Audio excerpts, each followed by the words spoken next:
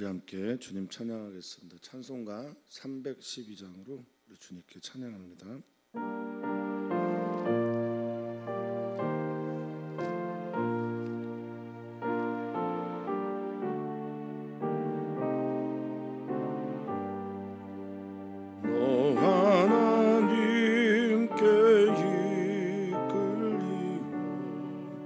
일평생 주만 바라고 너 어려울 때 힘 주시고 언제나 지켜주시리 주 크신 사랑 받는 자 그 반석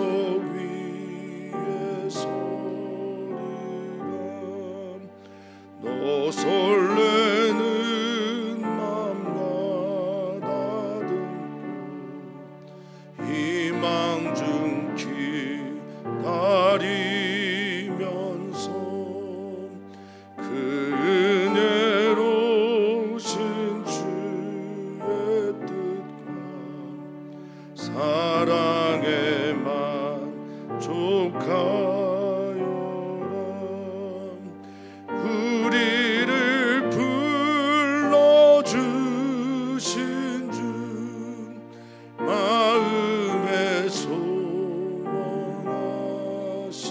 날 주 찬양하고 기도함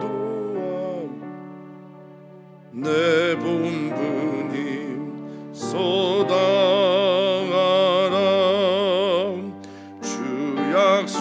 약속하신 모든 은혜 내게서 이루어지리라 참되고 의지하는 자 주께서 기억하시리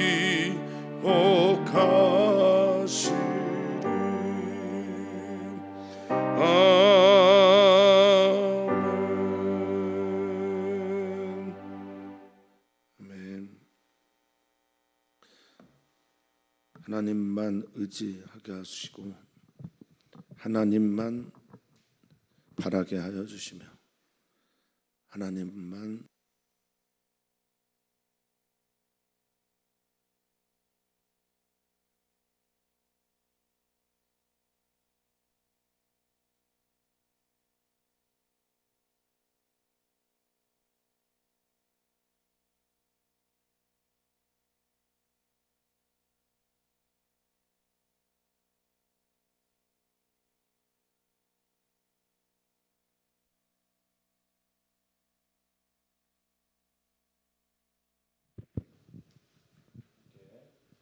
하나님 말씀 보겠습니다.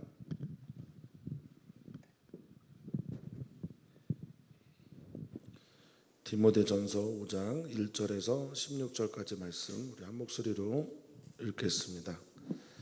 늙은 이를 꾸짖지 말고 권하되 아버지에게 하듯하며 젊은이에게는 형제에게 하듯하고 늙은 여자에게는 어머니에게 하듯하며 젊은 여자에게는 온전히 깨끗함으로 자매에게 하듯 하라. 참 과부인 과부를 존대하라.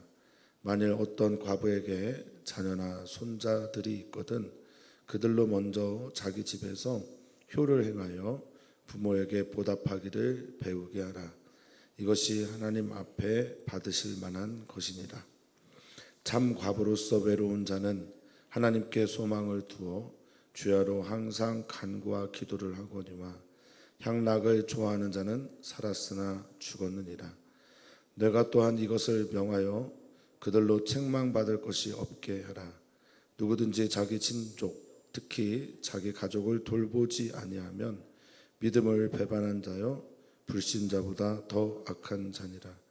과부로 명부에 올릴 자는 나이가 60이 덜 되지 아니하고 한 남편의 아내였던 자로서 선한 행실의 증거가 있어 혹은 자녀를 양육하며 혹은 나그네를 대접하며 혹은 성도들의 발을 씻으며 혹은 환난 당한 자들을 구제하며 혹은 모든 선한 일을 행한 자라야 할 것이요 젊은 과부는 올리지 말지니 이는 정욕으로 그리스도를 배반할 때에 시집가고자 함이니 처음 믿음을 저버렸으므로 정죄를 받느니라.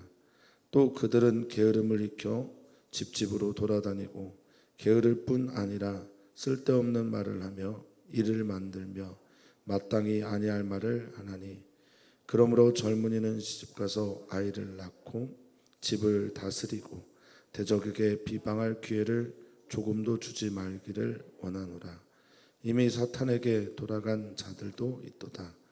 만일 믿는 여자에게 과부 친척이 있거든 자기가 도와주고 교회가 짐지지 않게 하라.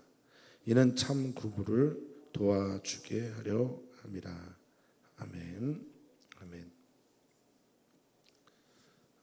목회하는 디모데에게 바울이 편지를 보내는 것, 이것이 이제 디모데 전서의 주된 내용이라고 할 수 있는데, 디모데의 이야기를 보면서 우리는 초대교회가 어떤 것에 좀 집중했는지를 보게 되고, 요즘 한국교회에서 많이 말하고 있는 아드폰테스라고 하는 종교교육 때 외쳤던 얘기 좀 다시 한번 생각해 보게 됩니다. 아드폰테스라는 말은 근원으로 돌아가라라는 말이고요. 초대교회의 원형 그때 교회는 무엇에 집중했는지 또 어떻게 치리했는지 우리가 바라보면서 우리 교회는 어떤가, 우리의 삶의 방향은 어떤가, 이것을 좀 살폈으면 좋겠습니다. 오늘 본문의 이야기는 디모데를 향한 경건의 이야기와 함께 읽어야 합니다. 그래서 먼저 디모데에게 목회자로서 경건하고 또 영적 훈련에 매진할 것을 권하는 본문에 이어지는 이야기입니다. 모든 그리스도인들이, 특별히 교회 안에 있는 그리스도인들은 사람들 앞에서, 특별히 타자들 앞에서 내가 그리스도인이라는 것을 온전하게 드러내는 삶을 살아야 되고, 교회의 치리에서도 그래야 한다라는 것을 보여주고 있습니다. 특별히 디모데전서 5장에서 바울은 디모데에게 교회 안에 있는 다양한 사람들을 어떻게 대해야 할지를 말해주고 있는데, 그 중에 과부들 문제에 집중하고 있는 것으로 보입니다. 자, 1절을 보면 늙은이, 이런 표현은 사실 요즘에는 안 쓰죠. 어르신이라고 순화해서 쓰는 게 맞는데, 어르신에 대할 때 꾸짖지 말고 권해라. 그런데 어떻게 하라는 거죠? 아버지에게 하듯 해라. 젊은이는 형제에게 하듯 하라 라고 말을 합니다. 어르신들을 향해 꾸짖지 말라라고 하는, 이 꾸짖는다라고 하는 에피플레소라고 하는 단어는 조금 거친 표현으로 말하면, 이거는 플레소는 때리다예요. 주먹으로 치는 겁니다. 그러니까 말로 치지 마라, 함부로 대하지 마라라는 겁니다. 아무래도 어르신들이 세대의 흐름에 조금 뒤처질 수가 있고, 법이나 이런 변화들에 대해서 익숙하지 않을 수 있습니다. 그럴 때 함부로 대하지 말고 아버지에게 대하듯, 근데 아버지에게도 함부로 대하는 친구들이 있을 수도 있어서 좀 걱정이긴 하지만, 존경하는 마음으로 권면의 말, 그 말로 대해라 라고 말합니다. 핵심은 어르신들을 아버지처럼 대해라라는 거겠죠. 아버지나 어머니. 또 젊은이에게는 형제이듯 하고, 또 2절에 보면 어르신 여성분들에게는 어머니에게 하듯 하며, 젊은 여자에게는 온전히 깨끗함으로 자매에게 하듯 하라라고 말하고 있습니다. 이 깨끗하다라고 하는, 온전히 깨끗하다라는 말은 하그네이아라는 헬라어인데요, 거룩, 그리고 또 감정적 순결 등등을 말합니다. 거룩하게 대해라라고 하는 거죠. 그러면 이 이야기를 통해서 우리는 예수님의 말씀을 떠올릴 수가 있습니다. 누가 내 형제, 자매, 아버지, 어머니냐? 하늘에 계신 아버지의 뜻대로 행하는 사람들은 다 너희의 형제, 자매이고 가족이다라는 겁니다. 목회하면서 특별히 교회 부모가 나오지 않는 청년들이나 청소년들에게 내가 너 가짜 아빠다라는 이야기를 종종 한 적이 있습니다. 너를 위해서 부모님들이 기도해 주지 못하니 내가 그 분량을 채우겠다라고 이렇게 호기롭게 얘기했던 적이 있지만 어쩌면 하나님께서 정말 그걸 원하고 계신지도 모르겠습니다. 우리 사랑하는 모든 성도님들이 하나님의 뜻을 행하는 우리들 교회 안에서 초대교회는 어떤 마음으로 그들을 대했는지, 서로가 서로를 어떻게 대했는지를 좀 엿보게 됩니다. 나의 가족처럼 나의 교우들을 대해라라고 지금 권면하고 있는 겁니다. 이 목회자에게만 해당되는 이야기일까? 뭐 그럴 수 있겠으나 그렇지 않다는 건 성도님들 잘 아실 겁니다. 서로가 서로에게 참으로 대할 때 교회는 하나님의 나라에 비슷한 소리를 낼 수 있습니다. 그 똑같은 음을 낸다는 건 불가능하겠지만 교회를 통해서 그 비슷한 소리와 그 비슷한 모양을 볼 수 있어야 한다라는 겁니다. 예운교회 누군가 들어와서 참 서로 사랑하는 교회 공동체를 보는 것 같습니다 라는 얘기를 한다면 그것보다 더 큰 칭찬이 우리에게 있을까요? 그리고 우리 주님도 그렇게 명하셨습니다. 그러니 서로 사랑하라라는 이 명령이 구체적으로 이렇게 표현이 된 거겠죠. 그리고 3절부터는 과부에 대한 이야기를 합니다. 꽤 긴 절을 할애를 했고요. 초대교회가 무엇에 관심을 두고 있었는지를 잘 보여주는 본문이라고 이해가 됩니다. 3절에 말하는데 참 과부인 과부를 존대하라. 이 과부가 참 과부가 있고 아닌 과부가 있나 이런 생각을 하는데 그래서인지 사도 바울은 꽤 긴 절을 통해서 참 과부가 어떤 분인지 소개를 하고 있습니다. 또한 이 과부를 존대하다라고 하는 이 존대하다라는 말을 통해서 교회가 과부들의 어려움과 아픔 또 필요한 부분들을 꽤 많은 부분에서 감당을 했구나라는 것을 알 수 있습니다. 남편이나 또 자녀가 없어서 자신을 돌볼 수 없는 분들에 대해서 주님이 마치 그 과부를 돌보듯이 그렇게 존대하고 존경하고 돌봤음을 우리는 볼 수가 있습니다. 자, 근데 교회가 다 감당하는 게 아닙니다. 가정에서 또 삶 속에서 자신이 마땅히 감당해야 될 몫이 있어요. 4절을 보면 어떤 과부에게 자녀나 손자들이 있다. 그러면 뭐라고 말하냐면 그들로 먼저 자기 집에서 효를 행하게 해라라고 말합니다. 이 효를 행하다라는 헬라어가 유세베오예요. 유세베오. 이 유세베오가 뭐냐면 경건하다라는 말로 많이 번역이 되는 말인데 예배를 잘 드린다는 말입니다. 세베오라고 하는 단어가 예배하다고 유가 잘 좋아한다 이런 거니까 아주 쉽게 설명을 드리면 하나님께 예배하는 그 이야기가 삶을 통해 드러나게 해라 이런 얘기입니다. 효가 그렇다는 거예요. 하나님 예배하고 하나님을 공경하는 사람이 자신의 어머니나 할머니를 공경하지 않는다라는 건 말이 안 되는 거죠. 그래서 그거를 하게 해라라고 말하고 있습니다. 이게 하나님께서 기뻐하실 만한 일이다. 받으실 만한 일이다 라고 하니 유세베오라는 말을 통해서 보면 과부인 어머니와 할머니를 선하게 효를 행하는 것은 뭐다? 예배다 라고 말을 하고 있는 겁니다. 기억하시면 좋겠습니다. 우리가 우리의 어르신들에게 부모님에게 잘해야 되는 것은 그것은 예배다. 하나님께 하는 거다. 하나님이 그리고 받으신다. 할렐루야. 자, 그러면서 여기 참 과부에 대해서 설명을 하는데 이 참 과부는 외로운 자라고 합니다. 홀로 있는 자라고 합니다. 그러니 자녀가 손자들이 있는 사람들은 참가부가 아니에요. 이게 여기서 참가부는 그러면 어떤 사람을 참가부라고 하느냐? 우리가 교회가 교회의 이름으로 도와야 될 일을 참가부라고 하는데 그 조건이 외로운 사람이라는 겁니다. 버려진 사람, 홀로 있는 사람, 돌봄이 필요한 분들을 참과부라고 했다라는 겁니다.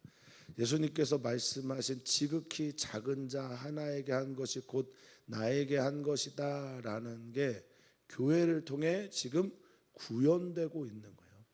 예수 그리스도의 말씀이 구체적으로 교회를 통해 체현되어지는 것이 이것이 바로 교회의 삶이고 당시 에베소에서 목회했던 디모데에게 강력하게 권면했던 메시지들이 바로 이런 거라는 겁니다. 예수님의 말씀이 교회를 통해 이루어지는 것. 이것이 바로 교회가 가야 될 길입니다. 이것이 아드 폰테스고 근원으로 돌아가는 겁니다. 자, 그들은 어떤 분들이냐? 그럴 수밖에 없도록 하나님께 소망을 두어 하나님만 믿는 거죠. 하나님만 사랑하는 것이고 하나님만 의지하고 항상 그래서 간구와 기도를 하는 겁니다. 간구와 기도를 항상 하는 분들은 항상 삶의 자리에서 하나님 외에 소망이 없기 때문에 그렇습니다. 여기 간구는 하나님을 향한 간절한 청원 등등을 말하고 기도는 프로슈케라고 하는 일반적인 뜻이긴 하지만 간절히 구하면서 하나님께 나아가는 걸 말합니다.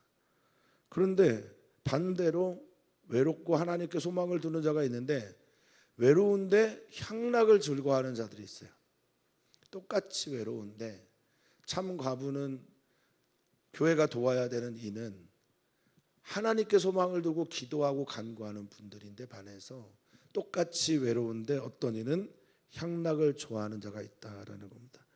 그 자신의 외로움을 육적인 욕망과 방종에 자기를 던지는 겁니다. 이것이 바로 문제인 거죠. 그런 사람들은 살아있으나 죽었다라고 바울은 매우 거친 말로 표현하고 있습니다. 제가 알기로는 이 목회자 디모데는 굉장히 유약한 사람이고 어린 사람이었어요. 그러니 사도 바울이 이 말을 이렇게 강하게 하는 것은 어쩌면 디모데에게 더 부담스러울 수도 있습니다. 뭐 저를 어떻게 보시는지는 모르겠습니다. 성도님들께서 강하고 뭐 거칠게 말을 하는 스타일인지 아닌지 잘 모르겠는데 유약하고 연약한 사람에게 이렇게 거칠게 푸시하듯이 메시지를 전하는 게 과연 지혜로운가 하는데 아마도 이 성경 말씀은 디모데 전서는 교우들이 모두가 다 함께 다 같이 읽었을 겁니다. 합독했을 거예요. 그 편지를. 그러니 이건 디모데에게 주는 메시지만은 아닐 겁니다. 디모데 목회를 잘 할 수 있도록 다른 디모데와 함께 있던 장로님들이나 집사님들이나 성도님들에게 지도자들에게 같이 읽게 했을 겁니다. 그렇게 이해를 하시면 조금 더 선명해질 겁니다. 바울이 디모데를 정말 사랑하는구나. 그래서 이 거친 말들을 대신해 주는구나. 이렇게 생각이 들더라고요. 자, 이렇게 하는 이유는 너가 이렇게 명하고 이렇게 행해야 되는 이유는 책망받을 게 없도록 해야 된다는 겁니다. 사람들에게 본이 되어야 되는 것이고 이 책망받는다라는 이 말을 보면 결백하도록 깨끗하도록 교회가 이런 문제로 비난받지 않도록 다른 곳에서 또는 교회 안에서 그렇게 하라는 겁니다. 교회는 거룩한 공동체가 되어야 합니다. 윤리적으로만 깨끗한 곳이 아니라 저기는 정말 다르구나. 윤리를 넘어서는 초월을 보여줄 수 있는 공동체이어야 합니다. 자, 그러면서 매우 거친 말을 또 한 번 합니다. 8절입니다. 누구든지 자기 친족 특히 자기 가족을 돌보지 아니하면 믿음을 배반한 자요. 뒷말이 뭡니까? 불신자보다 더 악한 자니라. 이렇게 말을 합니다. 하나님 사랑, 이웃 사랑 그 첫 번째가 너의 가족 안에서 이루어져야 한다라는 말이고, 돌보다라고 하는 프로노에오라고 하는 말은 미리 알다라고 하는 뜻을 가지고 있어요. 그러니 미리 알고 주밀하고 세밀하게 섬겨야 됨을 말하고, 미리 아는 게 곧 돌봄이다, 부양하는 것이다 라고 말합니다. 이렇게 세심한 돌봄을 갖는 것이 믿음 생활이다 라고 말을 하고 있는 거예요. 그러니까 믿는 사람들은 돌봄과 연결이 되어야 합니다. 우리가 예수님을 생각나게 하는 사람이라고 말을 할 때, 헨리 나우에는 예수님을 생각나게 하는 사람에 대한 이야기를 하면서 첫 번째가 예수님처럼 돌보는 사람이어야 한다라고 강하게 강조를 하고 있거든요. 그리스도인들은 어떤 사람들입니까? 어떤 사람들입니까? 예수님을 생각나게 해야 되는 사람이거든요. 그러니 믿음 생활을 하는 사람들은 그 예수님을 생각나게 하는 믿음의 행위가 돌봄이어야 한다라는 말인 거고, 불신자보다 더 악하다고 하는 이유는 뭘까? 불신자들은 믿는 척은 하지 않거든요. 난 믿습니다. 나 예수님 믿습니다. 나 예수님 따릅니다. 이렇게 말하는 사람들이라면 그 말이 삶을 통해 드러나야 한다라는 것을 강조하고 계신 거예요. 그러니까 불신자보다 더 악한 것은, 불신자들은 나 믿지 않아요 하면서 그렇게 살지만, 믿습니다 하면서 그렇게 사는 것은 믿음을 배반한 거다라고 말하고 있습니다. 그러면서 과부로 명부에 올릴 자, 여기도 참 과부에 대한 이해로 보시면 되겠습니다. 나이 60이 덜 되지 아니하고, 아니 뭐 이런 표현을 씁니까? 그냥 60을 넘었다라고 하면 되는데 덜 되지 아니하고 라고 말합니까? 그래서 우리가 더 좀 잘 읽게 되잖아요. 강조하기 위함입니다. 그러니까 나이 60, 당시의 나이 60은 자신의 힘으로 뭔가를 할 수 있는 나이가 아니에요. 그러니까 재혼도 거의 불가능하고 뭔가 일을 하기도 어렵고, 지금의 나이와는 좀 비교가 되겠지만 지금은 60대 어르신들도 많이, 거의 대다수가 건강하면 일을 하시잖아요. 근데 지금 이 디모데 전서가 쓰여지고 있을 당시에는 AD 1세기니까 이때는 재혼의 가능성도, 자신의 일을 할 가능성도 거의 없기 때문에 60이 넘으신 분들을 참과부의 명부에 올리는데, 그들이 한 남편의 아내였다. 이것도 뭐 우리로서는 당연한 거 아니야 이러는데, 남편이 한 명이었던 경우가 매우 적었다고 합니다. 그러니까 남편 한 명의 남편으로 살았던 그런 사람이 많지 않았던 시대에 한 남편의 아내였던 자, 본이 될 만한 사람이고, 10절에 보니까 선한 행실의 증거가 있어야 한다라고 하는데, 이 선한 행실의 증거, 이 선하다라고 하는 게 이제 나은, 칼로스라고 하는 건데, 보시기에 좋은, 아름다운, 적합한 이런 행실들이 있어야 되는데, 그게 뭐냐라고 할 때, 저는 첫 번째가 한 남편의 아내였던 자라고 본다면, 두 번째가 자녀를 양육하는 사람, 자녀를 잘 양육했던 사람이 과부의 명반에 올라야 된다라고 말을 하고, 또 두 번째가 뭡니까? 나그네를 나그네를 잘 대접하는 사람들, 나그네를 사랑하는 사람들, 선대하는 사람들. 레위기서에 보면 내 이웃을 내 몸같이 사랑하라는 말이 한 번 등장해요. 19장에. 나그네를 잘 대접하라는 말은 토라에 36번 정도 등장한다고 합니다. 그 당시의 이웃 사랑은 어떻게 표현하느냐, 하나님께서 어떤 분이신지 이웃 사랑을 나타내면서 보여줘야 되는데, 특별히 누구에게 그 사랑을 보여주냐? 나그네에게 보여줬다고 하는 거예요. 성도들의 발을 씻음, 이거 누가 하셨던 거죠? 예수님이 요한복음 13장에서 하셨던 일입니다. 성도들의 발을 깨끗하게 씻어주는 거예요. 성전에 들어오기 전에 깨끗하게 씻는 것도 있지만, 이들이 무엇을 말하는 겁니까? 성도들을 잘 섬겼다라는 거예요. 발을 씻어준다는 건 당시에 노예들이나 했던 일이라고 우리는 알고 있습니다. 근데 그 일을 교회 안에서 했던 거예요. 얼마나 겸손한 사람입니까? 우리는 환난당한 자들을 구제하는 사람이다 라고 말을 하고 있습니다. 환난, 핍박, 고통, 이게 들리보라고 해서 압박당하는 거고, 압력에 굴복당해서 이렇게 주저앉아 있는 사람들을 잘 구제해라, 돌봐줘라, 이런 일들을 하는 사람. 그래서 모든 사람들이 볼 때 저 사람 참 선한 행실의 증거가 있고 선한 일을 행한 사람입니다라고 하는 일을 명단에 올려야 된다라고 말합니다.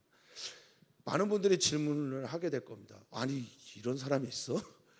그러면 명단에 올리기 어렵구나라고 생각을 하는데, 그만큼 그 시대에 이렇게 남편이 먼저 죽고 버려진, 홀로 된 외로운 과부 성도들이 많았다는 거예요. 그리고 교회가 그 일들을 감당해냈다는 겁니다.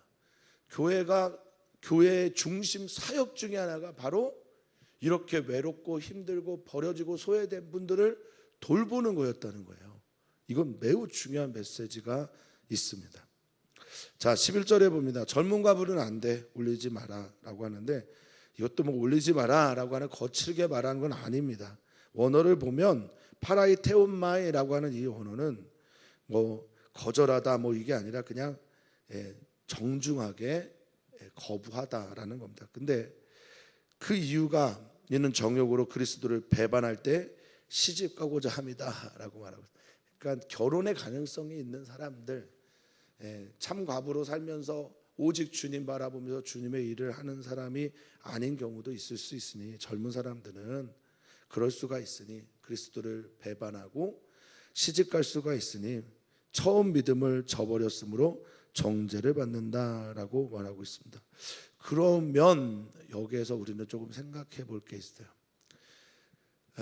과부들이 교회 안에서 엄청나게 많은 사역들을 했음을 이 빛으로 볼 수가 있습니다. 그 당시에 교회 안에서 사역자들을 통해서 사역을 했던 것도 있으나, 이렇게 홀로 된 분들을 모셔다가 교회 일을 했을 가능성에 대해서 생각을 합니다. 그러니까 교회가 사역자를 따로 뽑아서 신학교를 나와서 혹은 사도의 가르침을 받은 사람들도 교회 중심에 있었겠지만, 이렇게 홀로 된 분들을 교회 안에 모셔서 젊은 과부를 돕는 명단에 뺀 것은 이들이 예수 그리스도의 일을 교회에서 하다가 처음 믿음을 저버리고 예수 그리스도를 떠날 수가 있다라는 이야기를 지금 하고 있는 겁니다. 믿음을 저버리다라고 하는 이 말, 아데테오라는 말은요, 포기하다라는 말입니다. 무효로 여기다라는 겁니다. 그러니까 이 홀로 되면서 나 예수님께 헌신했습니다라고 말하고 교회 일을 하다가 그냥 훌쩍 떠나버리는 경우가 많았다는 겁니다. 그러면서 그들이 하는 아주 나쁜 행동 중에 하나가 뭐냐면 게으름을 익혀. 이 표현 너무 그런데요. 이게 게으름이 익숙해지는 거예요. 젊으니까 일도 할 수 있고 주님을 위해서 뭘 할 수도 있는데 집집으로 돌아다니면서 구제를 바라는 겁니다. 나 교회에서 이렇게 일을 하고 있고 교회 중요한 중직을 맡았으니까 탁발하는 거죠. 탁발수도사처럼 다니면서 게으름을, 자신의 게으름을, 일하기 싫음과 봉사하기 싫음과 이것들을 그냥 다른 사람들에게 받아내는 겁니다. 이름 하나 걸고. 그래서 이런 일들을 하는 사람들이 많고, 다니면서 쓸데없는 말, 또 일을 만들며 마땅히 아니할 말을 하는 경우가 있다라고 합니다. 어떤 특정한 누군가를 향해 강하게 메시지를 전하고 있는 것처럼 보이기도 하고, 그런데 누구라고 말을 안 했으니 어떤 그룹들이 이것이 에베소 지역의 목회라고 했는 디모데에게 굉장한 타격이 됐을 가능성이 높다, 그렇게 보여집니다. 막 방문을 하는 겁니다. 그리고 거기서 뭔가를 얻어먹고 그곳에서 해야 되지 않을 말들, 여기 쓸데없는 말의 어원을 보니까 풍선이 거품 끼는 말들이에요. 이런 말들을 계속 했다라는 겁니다. 그러므로 젊은 홀로 된 과부들이여, 시집가라, 아이를 낳아라, 집을 다스려라. 결혼을 권면하고 있는 건지, 이것이 젊은 어떤 사람들에게 권면하고 있는 건지 사실 정확하게 성경 학자들의 의견이 나오진 않습니다만 어찌됐든 저는 젊은 홀로 된 분들이라고 보겠습니다. 젊은 홀로 된 분들은 그러니 재혼을 하고 가서 아이를 낳고 집을 다스리면서 그 가정을 하나님의 나라로 빚어가라. 그것도 역시 매우 중요한 사역이다라고 봅니다. 당시에는 윤리가 완전히 무너져 있었어요. 그래서 결혼 생활을 유지하는 경우가 매우 적었고, 첫 번째. 두 번째, 유아를 유기해서 살해, 지금 우리는 살해라고 표현하지만 당시에 유아를 유기하는 건 죄라고 여겨지지도 않을 그런 때였습니다. 그 문화가 얼마나 사람들을 죄짓게 하는지 몰라요. 그리고 여아라고 하면 여자아이는 더 많이 버렸고 그 유기하는 것들에 대해서 별로 사람들이 죄라고 여기지 않는 거예요. 그러니까 지금 교회 안에서 이런 홀로 된 분들이 가서 가정을 다시 살려내라, 재건해라, 하나님의 나라의 가정으로 빚어가라, 하나님 믿는 사람이 어떤 사람인지를 보여줘라 라고 권면하면서 이렇게 할 때 대적들, 사단, 대적, 교회를 대적하는 사람들, 교회를 비난하는 사람들에게 틈을 주지 않게 되는 거다라고 말합니다.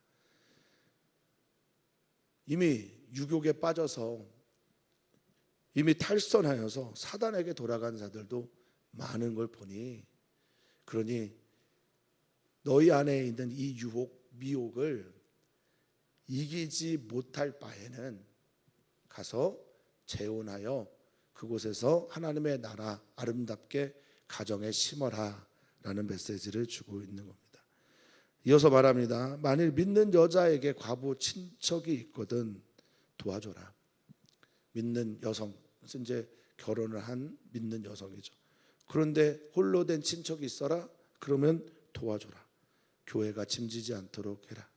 도움을 받을 수 있으면 내가 돕는 게 좋다라고 말을 하면서 이는 진짜 과부, 진짜 외로운 사람들, 진짜 하나님 신실하게 믿고 하나님의 소망이 없는 사람들을 도와주게 하기 위함이다라고 말하고 있습니다.